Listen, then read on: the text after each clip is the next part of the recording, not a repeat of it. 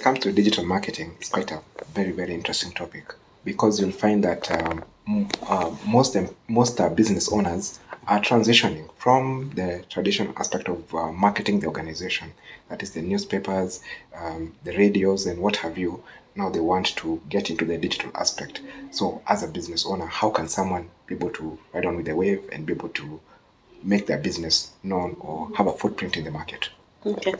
So what we tell our clients, from especially those who have absolutely no digital presence, is to first understand your customer demographic. If your customers are, say for example, young people between the ages of 18 to 22, the platform you will use will differ from those people whose demographic will be 45 to 66. How would that be different? For example, if you're selling mobile phones that are affordable but are smart, you're likely to have a younger demographic as opposed to someone selling health supplements, who, people who are older are likely to be ones taking up health supplements. So if you understand your demographic, even if you can even know the gender, if you can know where they live, the geographical location, understand your customer first before you go into the internet, because you will open an Instagram page that will have absolutely no impact. Possibly you needed to open a TikTok a page. So understanding the digital space starts with understanding your customer. Once you understand your customer, you know what platform they're using. Because we're not just talking about social media, we also have your website, which is critical because it creates your internet presence to begin with. How you develop the page to have a certain look and feel that attracts your potential client also matters. How you're doing your search engine optimization, in what platforms you're doing that. So those are the things, first of all, as a business owner, you start to understand by first understanding your customer. Okay. Because interacting with many business owners, most of them, they will want to venture into getting influencers. And most of them are complaining that they're not getting value for their money. You will pay an influencer, they'll do their thing, take their money, but as a business owner, I've not benefited from their services.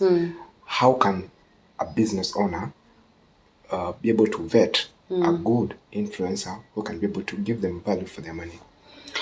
Number one, obviously, you're looking at the numbers they have, but I would shy away from just looking at the size of followers that they have, because you will have influencers who have 1 million plus followers directly because they're famous, not because they're doing anything with their Instagram page or their Facebook page or whichever page we're looking at. Techies will tell you, if the engagement is off with that particular influencer, then their reach is going to also be very low. So first you must check that this person actively interacts with their following. That means they're constantly doing lives, they're constantly responding to messages. You can see even the kind of content they create is one that will get a lot of comments, get a lot of likes.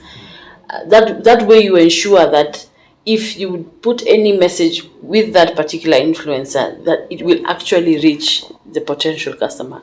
Number two, they must be relevant for your product. If the demographic is different from the people who buy from you, then while you might get the engagement you're looking for, it will be from the wrong kind of person. So if you're getting someone who mostly targets the youth and your customers are older, then it will not deliver for you. Number three, are they on the right platform for you? Because studies have shown that Facebook will have an older demographic than Instagram. They will have an older demographic than TikTok. So while your influencer might have 1 million followers on Instagram, they have 150,000 followers on Facebook, but your customers are on Facebook. You understand? So you have to have those numbers with you. And number four, the influencer must be able to give you good reports. The insights that they give you prior to engagement and during the point where they're doing marketing for you must make sense for your business. Don't allow for an influencer to do work, walk away with money without actually giving you value for your buck. Okay, because you'll find that as a business owner, let's say I'm venturing into a certain space. Probably I got an influencer because of their numbers, but not because what they can bring into the organization. You'll find that probably, let's say I'm into furniture, and then someone has been influencing maybe for cars.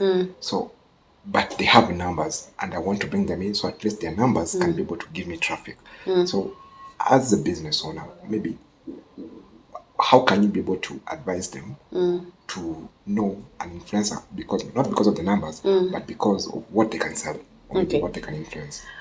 The products that can go together. For example, if someone has been selling, for example, toothpastes and it's been doing very well, then you as an entrepreneur can go and sell toothbrushes with this same influencer. Why? Because these are products that are not similar but would attract the same kind of audience. Or if this person has been posting content about family, then this person it's easier to sell family related products or household goods to their audience, because already these are people who are caring about their homes at this point of their lives. Now, you don't exactly have to go and sell the exact same thing that this person has been posting about, but you can sell similar items or similar priced items. For example, if this person has been posting about lower end houses and your product is expensive, they will not attract the same kind of clientele. So they don't necessarily have to be within the space. For example, if someone is a chef and they've been posting about food, you don't necessarily have to be selling food to use that particular influencer, but they need to be targeting the same demographic of people that your customers belong to. Okay. Yeah, so those are the things you're looking at.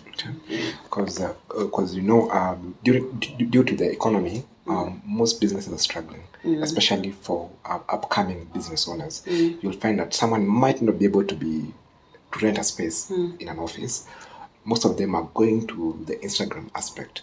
So how can you be able to advise an upcoming business owner when it comes to making their presence known, that they can use whatever platform to market their business?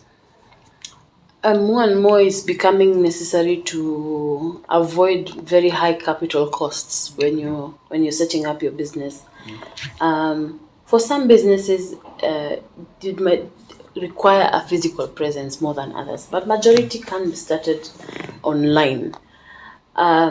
Choose the right platform. I would say it is always safe to start with a website, because a website gives you business credence. There I have had places where even suppliers will not deal with you if you do not have a website. So at least start with a website, because it gives your office a digital location of sorts. Therefore, thereafter, understand your customer. When you're doing your business planning process, have you understood the customer you're going to target? This customer is the one who will determine which platform to now use. Now, beyond, okay, you've gone and opened your Instagram page. How do you now start selling? Which is usually the biggest issue. I mean, getting from 0 to 10 followers, and you're not getting your father, your mother, your brother and sister to follow your Instagram page. And you're already posting content and it's not being viewed. Now, this is when you start using other marketing channels to get yourself followers. Use other backlinks to get people to follow you. Post content in other areas and tell people to follow you. Get influencers to try your product. Tell them to tell the audience to follow you. So that the more people you have who follow your content, the bigger reach you have in terms of customers. And there are so many other tools that you can use to ensure that your customers get to hear about you. Because most aspect of when it comes to digital marketing is cost. Nothing comes cheap. You have to spend, So I'm sure a business owner out there might want to know probably how much can I be able to start with in terms of cost, which comes to the Instagram, maybe the digital aspect. So at least they can be able to put their business on the map. Okay. What the cost will be determined by one, your budget, if any. But I would advise that if you're starting a business, that you must put some money aside for marketing. Now, when you start with your budget, then you work backwards and say, okay, what am I able to do with this money that I have? For example, you're starting a clothes business. For example, you have 20,000 shillings that you have been given. Go start your shop online.